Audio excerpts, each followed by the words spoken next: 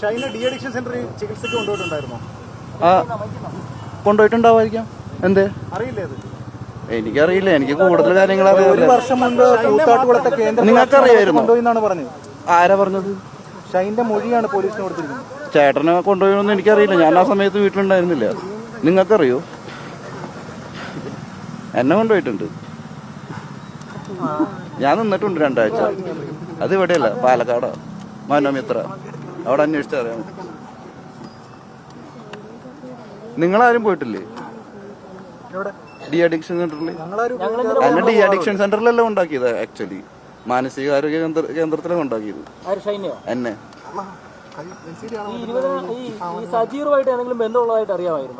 ഏത് സജീറാണ്? എനിക്ക് ഏത് സജീറാണെന്ന് അറിയാതെ പറയാൻ പറ്റില്ല. ഫോട്ടോ ഉണ്ടോ?